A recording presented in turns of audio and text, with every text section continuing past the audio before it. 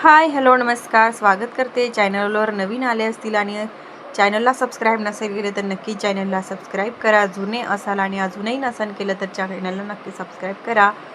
तर चला व्हिडिओला करूया सुरुवात. तर आज होतं घरामागे लग्न. तर खूप गोंगाट चालू होता लग्नाच्या इथे, म्हणजे आमच्या घरावरतीच त्या लग्नाचा भोंगा लावलेला असल्यामुळे खूप असा किलकिलाट होता. तर दुपारची वेळ होती, म्हटलं चला मिरच्या साफ करूया. ह्या मिरच्या मी 250ला काहीतरी घेतलं, म्हणजे माझ्या सासूबाईने घेतलं, पण 250 का 300 रुपयाच्या ह्या मिरच्या झाल्या. आणि जर असं पाकिट जर तिखटाचं घ्यायला गेलं तर हे खूप महाग पडतं, म्हणून आम्ही सहसा मिरच्याच घेऊन त्याचं बारीक करूनच वापरतो. तर लगेचच म्हटलं स्वयंपाक करून घेऊया. आणि हे करता करता दुपारची संध्याकाळ कधी झालं कळलंच नाही. त्या मिरच्या वगैरे साफसूफ करून सगळं दळायला वगैरे पाठवलं. आणि मग दुपारचा मस्तपैकी चहा वगैरे झाल्यानंतर लगेच स्वयंपाकाला भिडले, कारण की नंतरनं पाहुण्यांची गर्दी सुरू होते घरी यायला. नंतर मग त्यांचा चहा नाश्ता करण्यातच खूप वेळ जातो. म्हटलं आधीच स्वयंपाक करून घेऊया आणि नंतर मग आपलं बाकीचं काम करायला मोकळं, म्हणून मग मी लगेचच स्वयंपाक करायला भिडले.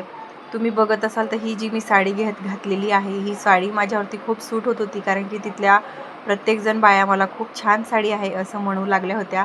पण नंतर त्या साडीचं पूर्ण वाटोळं झालं, कारण की धुवायला मी तळ्यावरती जायचं, तिथं दगडावरती साडी आपटून वगैरे असं सगळं ती साडीचं सत्यानाश झाला. ते असं विषय वेगळाच. तर लगेच संध्याकाळी माझा स्वयंपाक वगैरे झाला आणि सासूबाईंनी थोडेसे तांदूळ वगैरे पाखडून दिले. डब्यातले तांदूळ संपले होते, तर त्यांनी मग लगेचच तांदूळ वगैरे पाखडून दिले मला. मीच पाकडायला बसणार होते, पण म्हटलं दे, मी रिकामी आहे तर मी पाखडून देते, म्हणून मग त्या बसल्या आणि मग त्यांचं पाखडण्याचा कार्यक्रम सुरू झाला. तोपर्यंत श्रावणीचं होतंच. माझं स्वयंपाक वगैरे मी करून बसले आणि तुम्ही बघत असाल की अजूनही खूप उजेड आहे. तर आता वाजलेले आहेत सायंकाळ तर म्हणता येणार, पण आता 4:30 वाजलेले आहेत आणि माझा रात्रीचा स्वयंपाक झालेला आहे. विचार करा तुम्ही, मी किती टॅलेंटेड आहे. तर असो. तर मस्तपैकी सायंकाळी सगळं आवरून मस्त निवांत असल्यामुळे म्हटलं चला आता हुरडा भाजूया, म्हणून आम्ही मस्तपैकी लाकच्या शेंगाचा हुरडा भाजायला घेतला.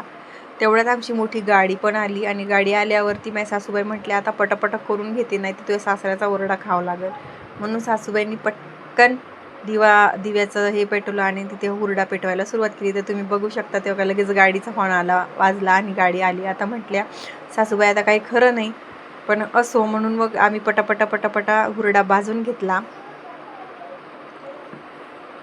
लाखाच्या शेंगाचा हुरडा इतका भारी लागतो ना, त्याची चव पण इतकी सुंदर असते. जेव्हा जो कोवळा असतो, कोवळ्यापणामध्येच तर त्याच्यापेक्षा खूप छान चव लागते. आता हा थोडासा रट झाला, म्हणजे ह्या शेंगा खूप भरल्या, वाळायला आलेल्या शेंगांचा हुरडा असल्यामुळे हा एवढं काही चव देत नाही. पण जेव्हा कोवळ्या शेंगा असतात त्या शेंगांचा हुरडा खूप छान लागत असतो.